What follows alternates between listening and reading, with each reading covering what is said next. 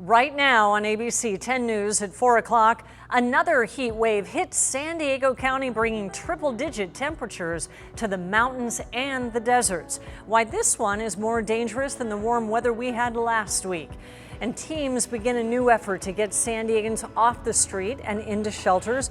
Why they hope a new approach could bring better results. And San Diego's dancing nurse is getting ready for her biggest challenge yet, her preparations to treat patients being ravaged by COVID in India. ABC 10 News at 4 starts now. San Diego's mountains and deserts are baking under yet another heat wave.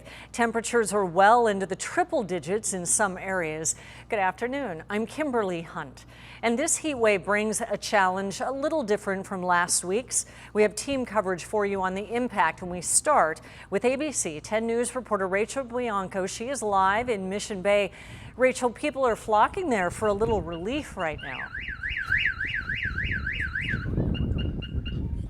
It is cool and a bit cloudy here along Mission Bay. A lot of people out here in sweatshirts, but with so many other areas of the county seeing triple digits, few here are complaining.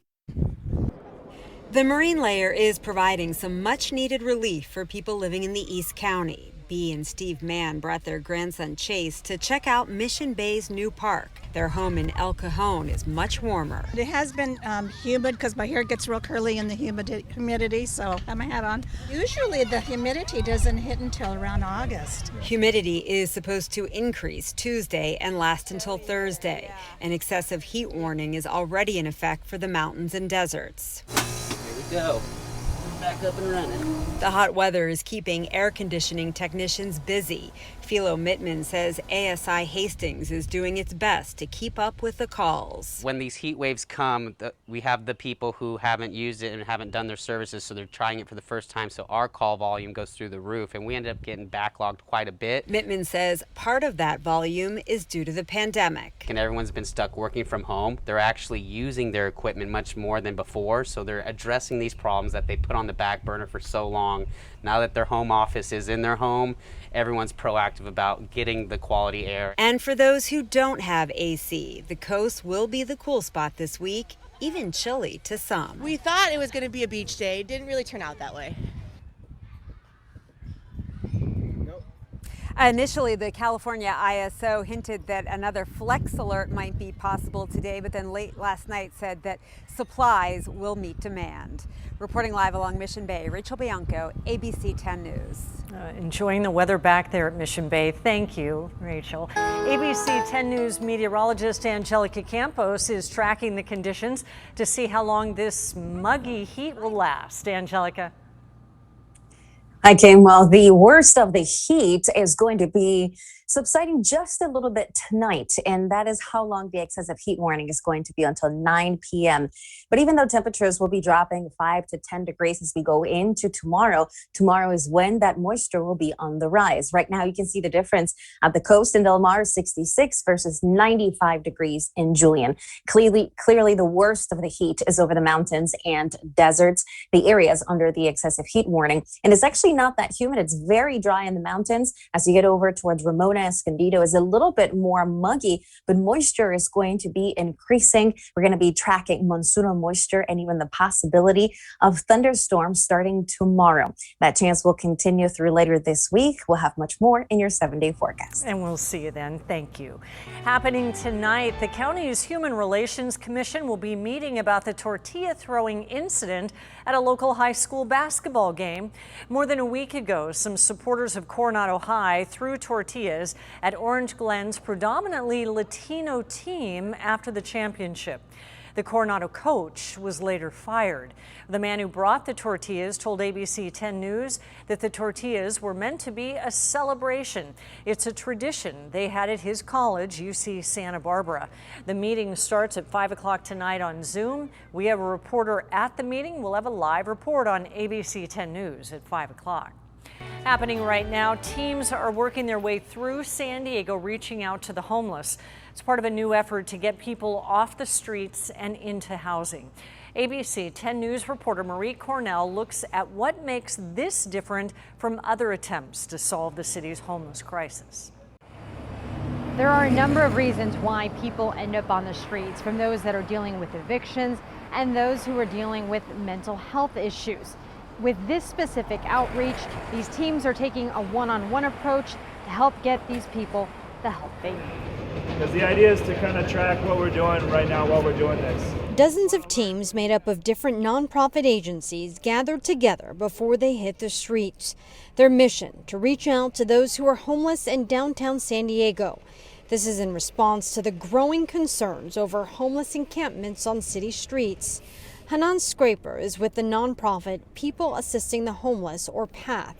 She says they'll pass out hygiene kits and try to get to know the individuals they meet. So it's really one human at a time, and really getting to know them to say what are your needs, and then tailoring those services based on their individual needs. The goal is to get them into housing. As of right now, at the 4 shelters in San Diego, there are 250 beds that are available, 150 for adults, 100 for families. For 1 month, these teams will focus on their assigned areas, really working to find out the reason why these individuals ended up on the streets, a dilemma that hits close to home for council member Sean Ella Rivera. I'm someone who was about as close as you could be to living on the street. As a law student here in San Diego, I spent some time living in my car.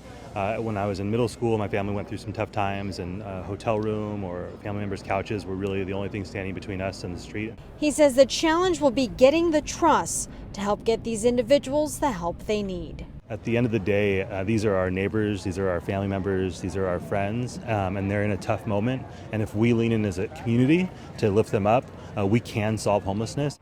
The mayor says there may be more state funding on the way to help pay for programs like this. Reporting from the Embarcadero, Marie Cornell, ABC 10 News.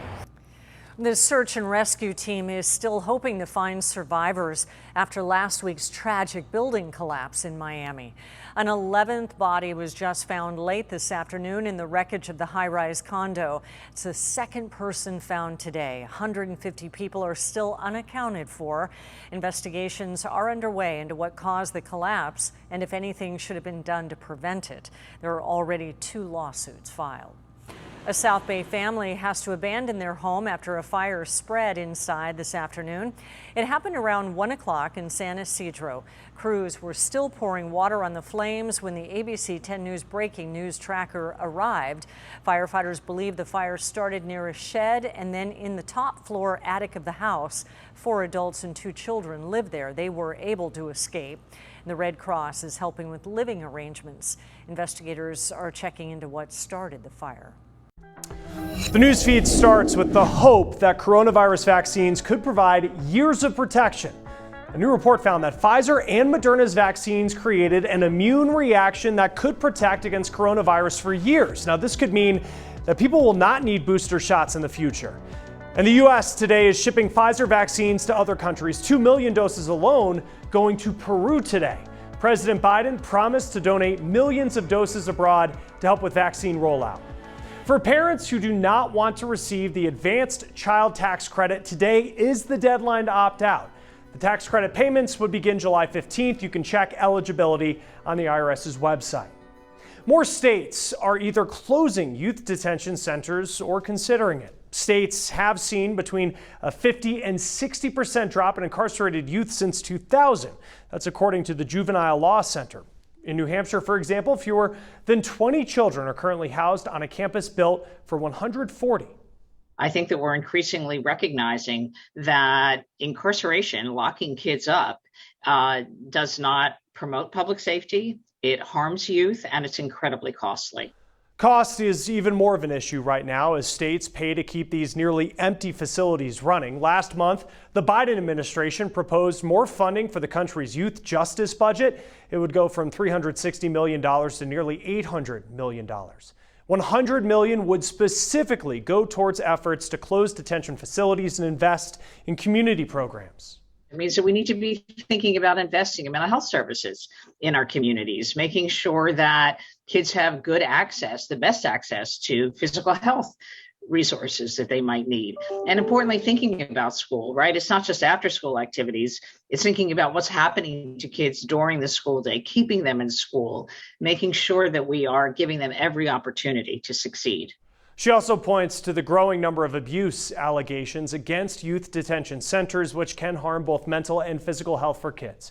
Recent polling from the Juvenile Law Center shows nearly 80% of the public is on board with closing detention centers and focusing instead on prevention and rehabilitation efforts.